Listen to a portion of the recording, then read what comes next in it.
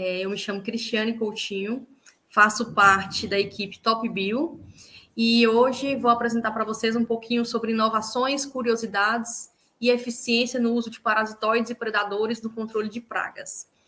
Primeiramente, eu gostaria de agradecer o convite em nome de toda a Top Bio, toda a equipe Top Bio, e agradecer ao professor Borém pelo convite. É o segundo ano que a gente está participando e é sempre uma honra estar aqui falando com vocês, tá?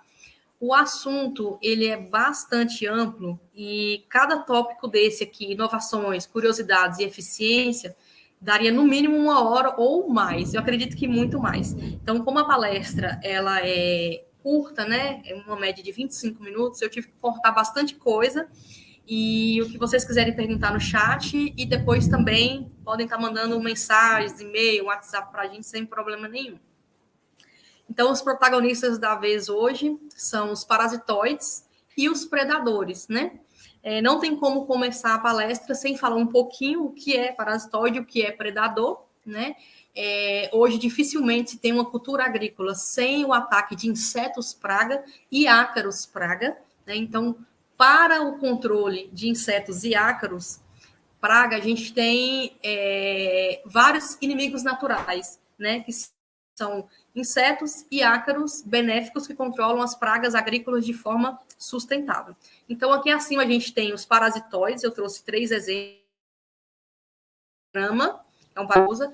A gente tem o Telenomus podise, especialista no controle de percevejos, ovos de percevejos da soja, e a gente tem um parasitoide de moscas do gênero Liriomysia, Neocrisocaris formosa.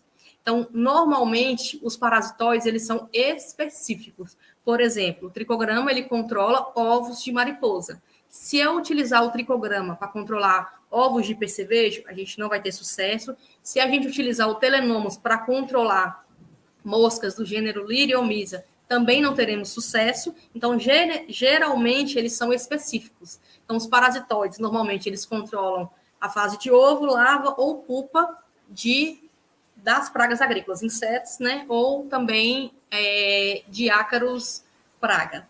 Normalmente, os parasitoides, eles são menores também do que as suas presas, diferentemente dos predadores. Então, os predadores não normalmente são menores. A gente tem predadores de 1 milímetro e a gente tem predadores muito maiores em relação às suas presas, tá? O parasitoide, ele precisa se desenvolver internamente ou fora do corpo do inseto, em alguma fase de desenvolvimento do inseto, tá? Normalmente dentro de uma única fase. Já os predadores, eles necessitam se alimentar de alguma fase ou de várias fases de desenvolvimento da praga, do inseto ou ácaro praga para continuar o seu desenvolvimento.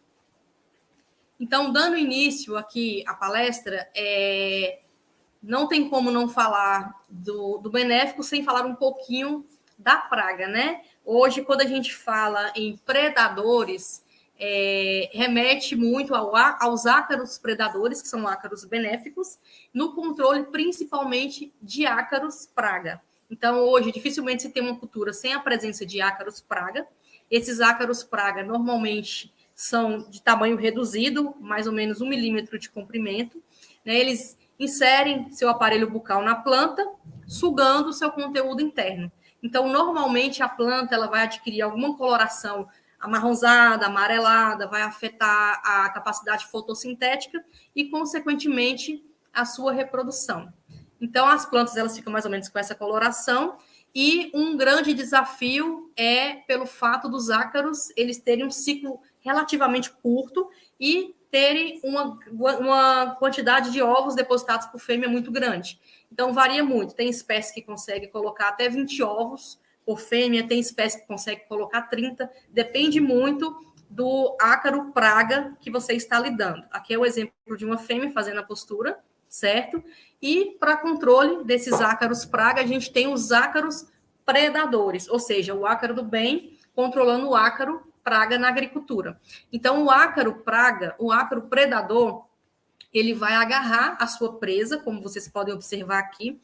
O ácaro predador vai injetar o seu aparelho bucal no ácaro praga e vai sugar todo o seu conteúdo interno. É como se fosse um balão. A gente tem um balão cheio, seja de ar ou qualquer outra coisa. Se eu fizer um furo, esse balão ele vai murchar, mas ele não vai deixar de existir, só que esse balão não é mais viável. O mesmo acontece, como vocês podem ver no final aqui do vídeo. Deixa eu puxar um pouquinho mais.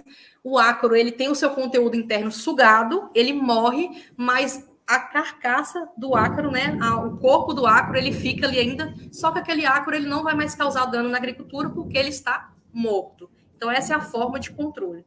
A gente tem hoje no Brasil uma vasta gama de ácaros predadores disponíveis no mercado que controlam uma vasta gama também de ácaros praga. Um exemplo de muito sucesso no Brasil é o Neuseiulus barkeri, né? Um ácaro que é utilizado para controle de diversos ácaros, ácaro branco, ácaro vermelho e também controle de trips, tá? São ácaros que também passam pelas fases de ovo, larva, ninfa e adulto. Ácaros que têm seu ciclo bem reduzido, por exemplo, os ácaros eles têm o seu ciclo em média de 5 a 7 dias, tá? Uma longevidade muito boa, ou seja, o tempo que ele consegue se manter vivo em campo de até 30 dias. Nesses 30 dias, por exemplo, a fêmea ela consegue fazer postura ali entre 15 e 30 dias, e as fêmeas podem colocar entre 30 a 60 ovos durante todo o seu ciclo. Aqui a gente tem um exemplo de um vídeo do ácaro, o Neuseiulus barkeri, se alimentando de um trips. Como eu passei o vídeo para o WhatsApp, perdeu um pouquinho a qualidade, mas percebam que o ácaro, ele agarra aqui o trips.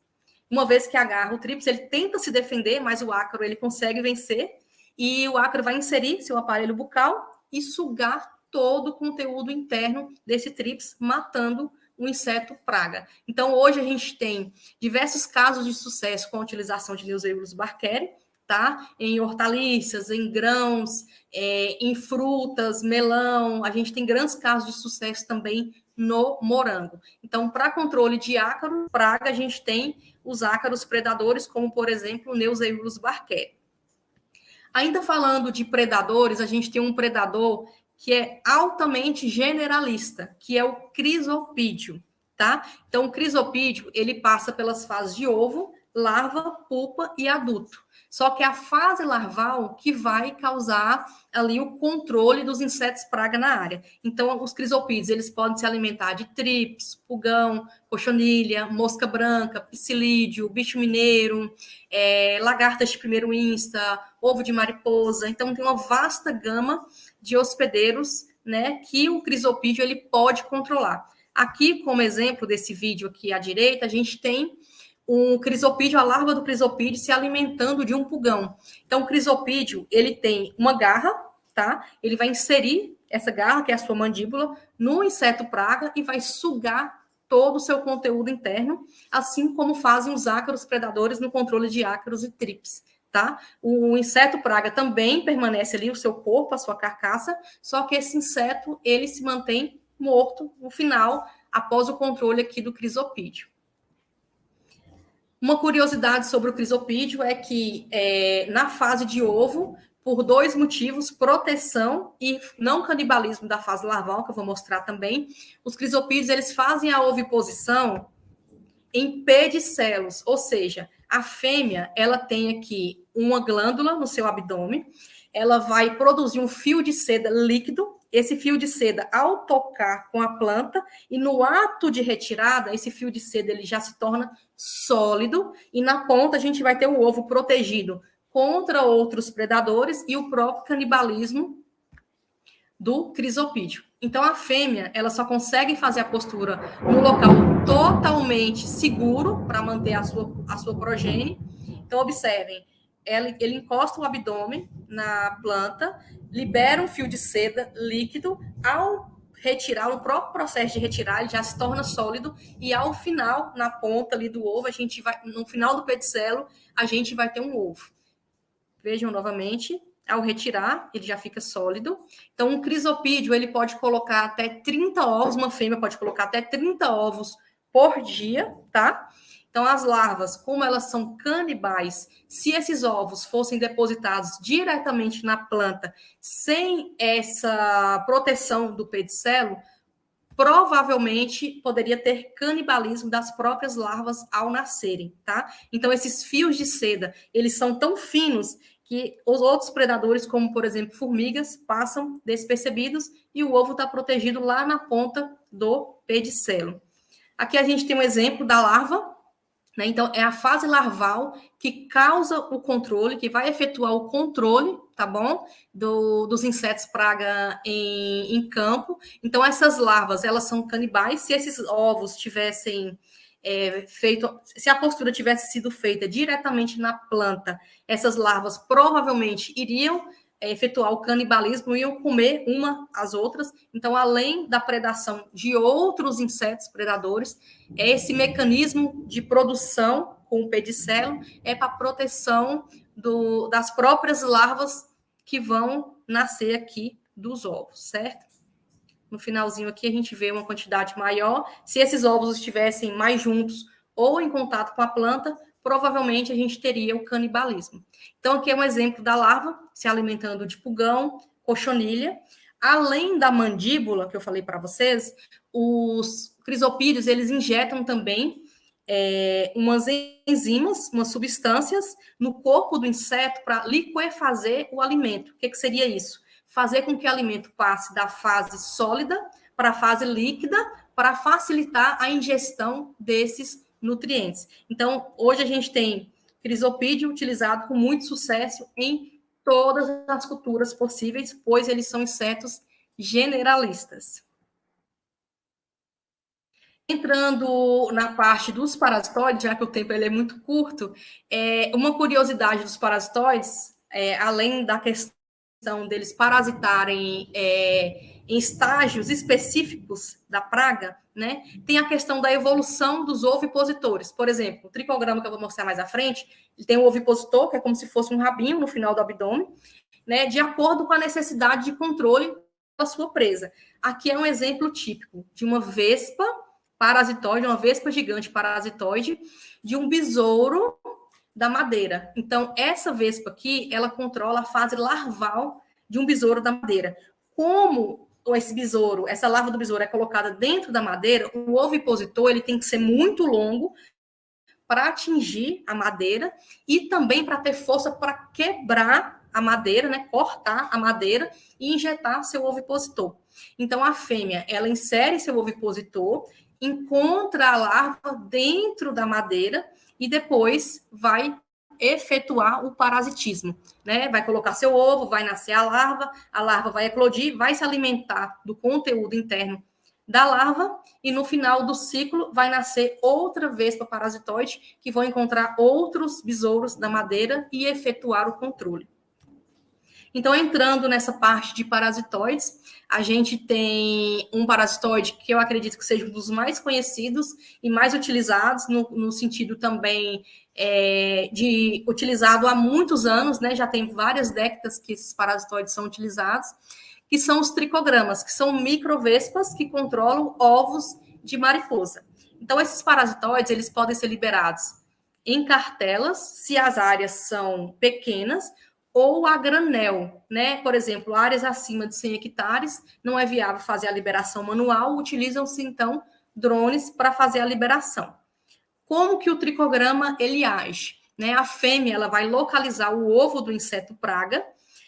Na antena do parasitoide, tem uns pelinhos, são chamados de sensilas. Então, a fêmea, ela faz toda a leitura do ovo com a antena e também com o ovipositor. Tem sensores no seu ovipositor. Percebam que a gente quase não percebe o ovipositor aqui do tricograma.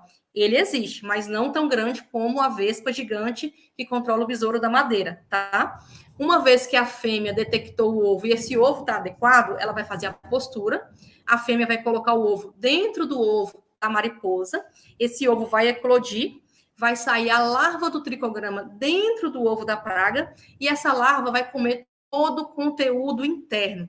Depois passa para a fase de pupa, e como quem está se desenvolvendo lá é um parasitoide, no final do ciclo não vai sair uma lagarta, e sim um novo parasitoide, que vão encontrar novos ovos e dar continuidade ao ciclo. Tá? Então, uma fêmea, ela consegue, com a leitura, o forrageamento que ela faz ali no ovo, ela consegue saber se esse ovo está parasitado, se esse ovo parasitado vai gerar uma fêmea, se vai gerar um macho, se ela vai fazer a postura ou não, se ela vai fazer a postura de um ovo que vai gerar um macho ou uma fêmea, porque normalmente as fêmeas de parasitóide, elas deixam os ovos marcados, os ovos que já foram parasitados, eles são marcados com um feromônio, para as fêmeas que vierem conseguirem detectar que aquele ovo já está parasitado. E esse mecanismo que vocês estão vendo aqui é o adulto se alimentando do próprio ovo do seu hospedeiro. Então, no próprio orifício que a fêmea faz para fazer a postura dos seus ovos, da sua progênie, ela se alimenta do líquido do próprio ovo do inseto praga. Aqui são exemplos de resultados que nós já tivemos com a liberação de parasitóides, né? Como ele é específico para ovo de mariposa, e existem mariposas, insetos praga no gênero do Lepidoptera em todas as culturas que a gente possa imaginar, então ele pode ser utilizado em todas as culturas.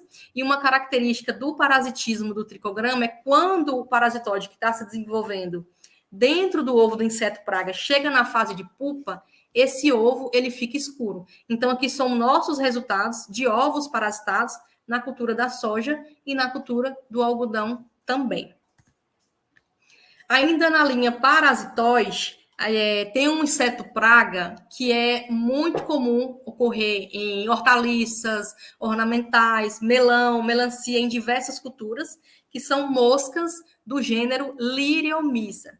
Então, essas moscas, elas fazem a postura nas folhas, tá? A larva, ela insere dentro da folha e se alimenta ali de todo o conteúdo interno, fazendo essas minas, por isso são conhecidas como moscas minadoras. Então, ela produz essas minas, né, que causam como prejuízo a redução da atividade fotossintética e a redução da produtividade da cultura. Por exemplo, quando a gente fala em melão, melancia, o ataque de moscas do gênero Liriomyza, se não controlados, pode, além da redução da fotossíntese e produtividade, acarretar em frutos com menor teor de açúcar. Então, como método de controle, hoje no Brasil, nós já temos uma vespa parasitoide, conhecida como Neocrisocaris formosa, que é específica para o controle desse inseto praga. Duas curiosidades bem interessantes. Uma delas é a seguinte: a vespa parasitoide Neocrisocaris formosa, ela tem a reprodução do tipo telitoquia, tá? Ou seja, todos os parasitoides produzidos são fêmeas, e são as fêmeas que efetuam o parasitismo em campo, tá? Então, todos são fêmeas. O processo é similar ao que eu expliquei para vocês do tricograma, tá? A fêmea vai colocar o ovo na larva da mosca minadora, o ovo vai eclodir, vai sair a larva do parasitoide dentro da larva da minadora, vai consumir todo o conteúdo interno, matar, e no final do ciclo vai sair uma nova vespa parasitoide que vão encontrar outras larvas de minadora. Então, ele atua tanto como parasitoide, outra curiosidade, que atua como predador também. Ou seja, o adulto, ele também se alimenta da mosca minadora, da larva da mosca minadora, tá? Então, ele atua como predador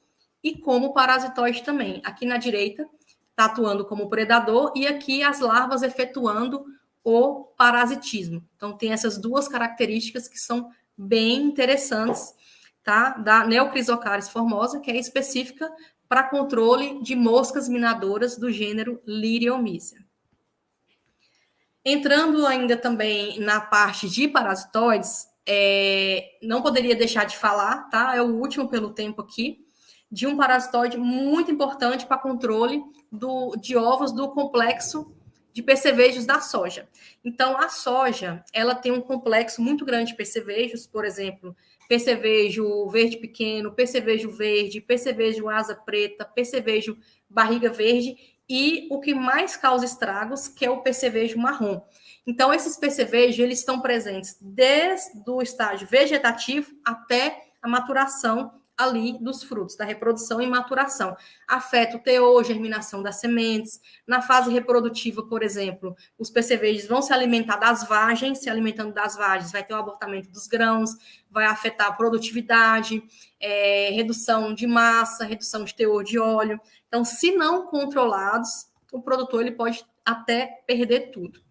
Para controle desses percevejos da soja, a gente tem um parasitóide de ovos conhecidos como Telenomus podise, que é uma microvespa que vai controlar especificamente a fase de ovos desses percevejos. Assim como o tricograma, a fêmea também consegue fazer o forrageamento, Neocrisocaris formosa também, faz o forrageamento com a antena e com o ovipositor, faz a postura, tá? A fêmea também vai marcar os ovos para deixar ciente que aquele ovo ele já foi parasitado. No caso do tricograma, o número de ovos emergidos por ovo do inseto praga vai depender do tamanho do ovo. Já no caso do Telenomus, o comum é um parasitoide por ovo, tá? Por exemplo, esse ovo aqui ele já está parasitado. Se outra fêmea fizer o parasitismo, quando a larva do parasitoide que está dentro do ovo chegar na fase de primeiro insta,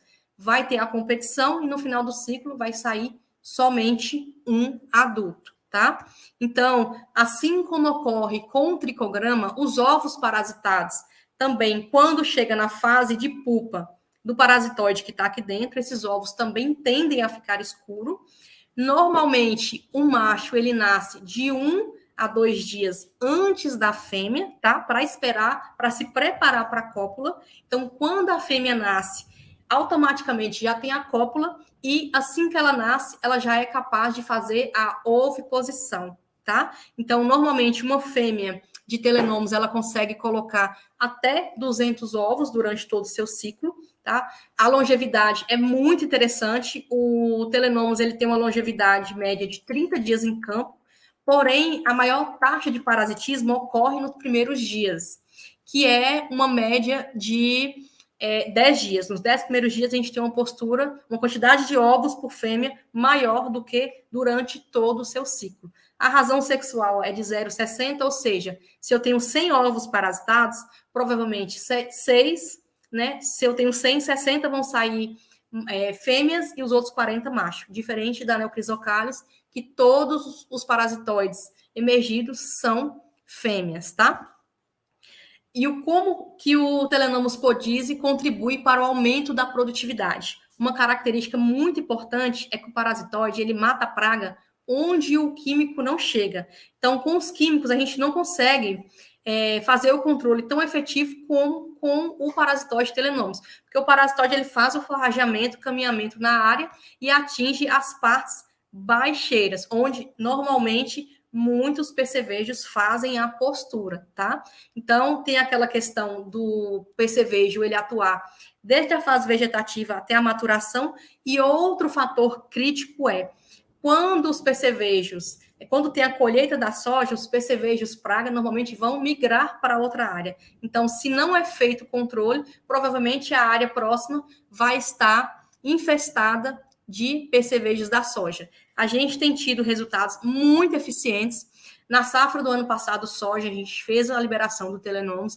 Esse ano, considerando, por exemplo, o número de parasitoides liberados, o número de liberações, a gente já atendeu mais de 20 mil hectares de soja. E aqui a gente tem um exemplo vivo da eficiência desses parasitoides em campo. Aqui são nossas fotos, tá? Então, aqui a gente tem o percevejo, os ovos do percevejo claro, que são ovos sem o parasitismo, e aqui os ovos já escuro, indicando que esses ovos já estão parasitados. Assim como vocês podem observar aqui nas demais fotos, os resultados que a gente tem com as liberações do Telenomus podise. Como o tempo é muito curto, já está acabando, menos de um minutinho, além desses macros que eu falei para vocês, a gente tem outros macrobiológicos registrados no mapa, a gente tem um portfólio muito amplo de macrobiológicos, trabalhamos também com microbiológicos, fungos e bactérias entomopatogênicos, a gente trabalha com o sistema on-farm, que é a multiplicação de fungos e bactérias na própria fazenda. A TopBio também conta com a maior produção, venda e aluguel de colmeias de abelha também para polinização. Qual a sua opinião sobre o assunto deste vídeo? A sua opinião é muito importante para nós. Não se esqueça de deixar o like, pois isso nos ajuda muito no nosso trabalho e mostra para o YouTube que você gostou. Assim o YouTube vai estar te notificando de novos vídeos.